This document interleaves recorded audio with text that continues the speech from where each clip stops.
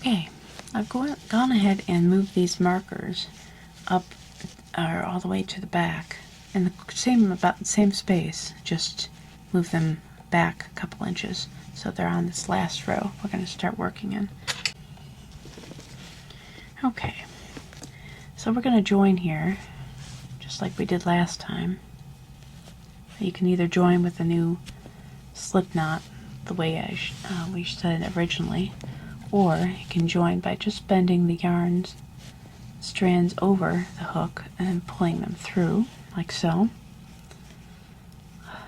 My yarn is pulling, sorry. Okay, and then chain one. I know my camera's moving because I'm moving the base it's on. That's lovely. Here we go. Let's see.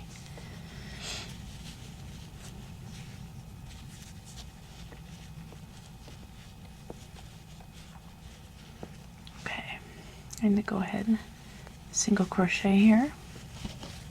And again, we're just working in the top 6 inches. In the back. Okay, I went ahead and done another few rows here in the back. And here's something that happened to me that I thought I'd show you. I lost my dark purple, so I only have this loop. So what you want to do, you don't want to continue if that happens. I dropped my dark purple. You want to undo it until you can see a loop of each strand, the dark purple and the pink. Or the light purple, whatever you call it, mauve, I don't know, who knows. And then continue. So if you just see one strand, that means that you dropped your yarn somewhere and you need to undo it, pull it out until you can see both strands, both colors, if you are working with 2 colors. Okay, I'm going to just finish this off and I'm going to call that done. Okay, here I've weaved these strands through a few stitches, and it's already been knotted.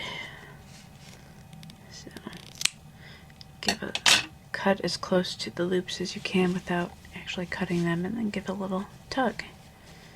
And if you cut too much or not enough, you might have to cut again. That can be buried in there pretty well. Okay, if you want to sew in your loose ends, you have to thread the needle, a tapestry needle with a larger eye.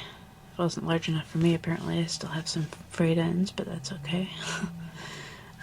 Needle can't be big enough as far as I'm concerned. The eye of the needle needs to be bigger, bigger, bigger. Okay? And you actually just sew your ends through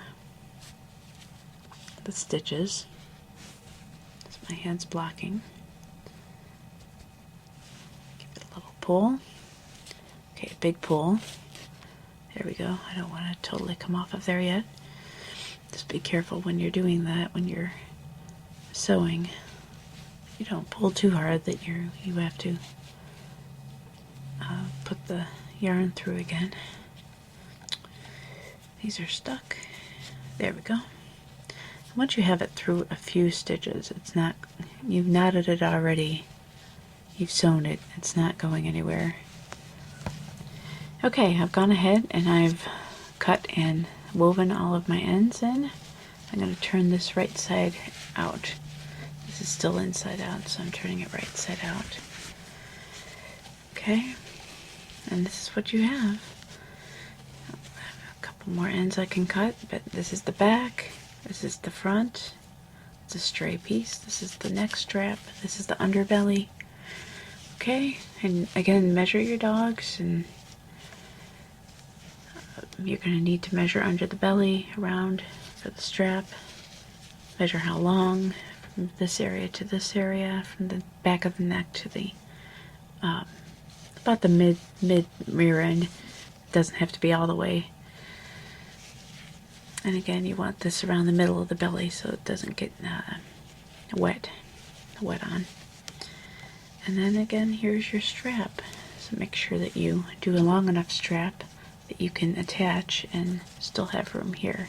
As you can tell, there is a little bit of give here. And you have a little bit of give here as well. So if it's not to the exact millimeter, get pretty close. That would be fine. Okay? Hope you enjoyed it. Hope you keep your doggies warm. And you'll get hooked by the crochet monster.